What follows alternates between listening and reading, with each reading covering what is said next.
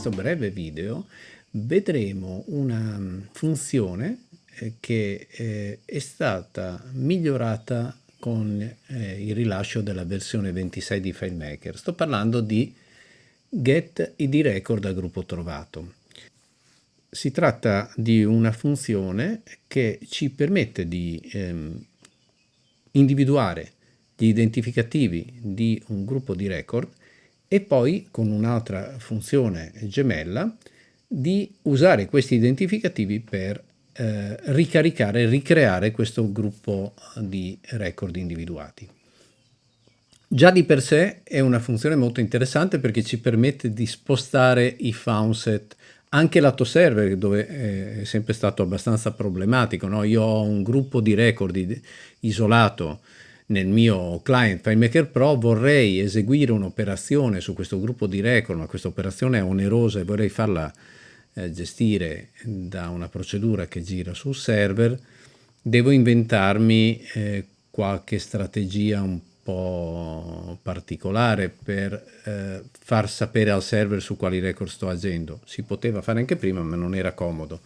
Adesso è possibile semplicemente identificare questi record con questa funzione e poi passarli come parametro e usare l'altra funzione che si chiama vai alla lista dei record, che ci ricrea il foundset lato server. Ma non è questo di cui voglio parlare in questo video. Con la versione 26 la funzione getID record da gruppo trovato accetta un parametro extra che può essere una relazione, e già qui diventa molto interessante, cioè gli posso dire di caricare i record presenti in una relazione, ma anche, e qua diventa molto interessante, anche di un portale. Cioè è sufficiente che io dia un nome al mio oggetto, e quindi qua per mostrare le potenzialità ho creato due portali esattamente identici basati sulla relazione recapiti, soltanto che in uno c'è solo il portale, nel secondo c'è il portale basato sulla stessa relazione, ma con un filtro praticamente che fa vedere soltanto quelli che hanno il flag selezione.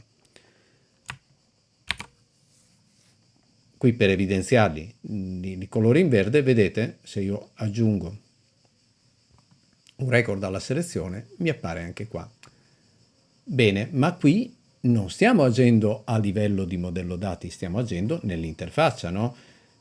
Vi ricorderete, anche abbiamo dedicato diversi video all'argomento, che uno dei problemi, al di là delle prestazioni che sono migliorate con le versioni di FileMaker, ma uno dei problemi dell'utilizzo dei filtri portale è che in realtà noi stiamo sempre scaricando tutti i dati, non abbiamo un gruppo di dati che in realtà rispecchia quello che stiamo vedendo qua. Questo è un filtro applicato a posteriori, quindi se io faccio un vai al record correlato recapiti, mi trovo tutti questi record.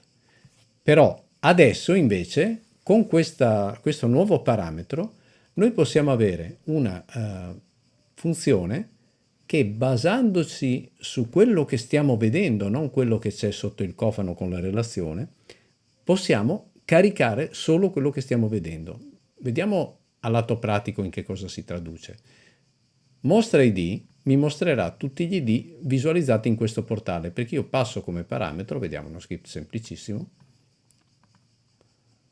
passo come parametro il nome del portale, vedete?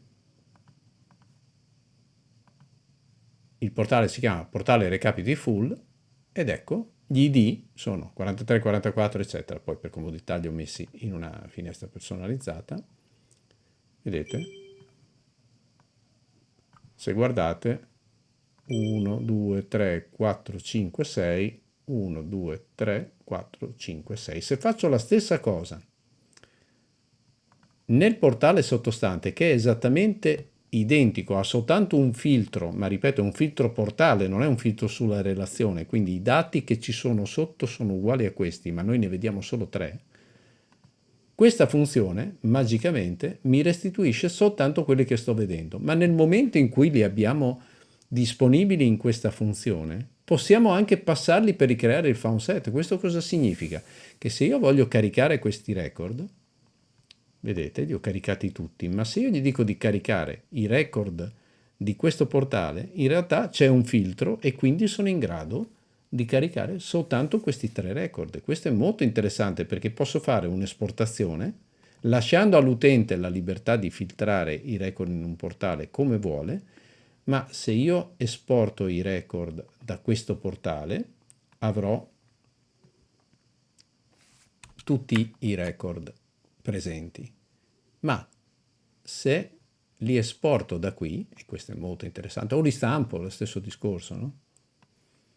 Guardate, come per magia, anche, ripeto, se la relazione in realtà mi sta mostrando tutti i record, il portale no, ed è il portale che tramite uno script veramente molto molto semplice, vediamo il carica che è ancora più semplice, ma il concetto è uguale, vedete, ricevo come parametro gli ID del record del portale, che è praticamente la funzione che abbiamo visto prima, messa come parametro, dopodiché vai alla lista dei record, gli ID sono quelli passati come parametro, gli possiamo dire di aprire una nuova finestra, di usare un certo formato e di caricarci dentro quei record, ed ecco che il sistema mi crea una nuova finestra, va nel formato che io gli ho chiesto e mi carica soltanto i record che in pratica gli ho passato, e quelli che gli ho passato sono quelli che sto vedendo qua.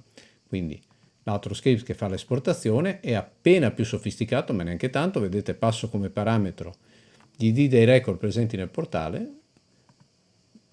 poi sempre la stessa funzione, li carico, poi dopo li esporto, il sistema mi crea i miei 3 record e poi chiude la finestra.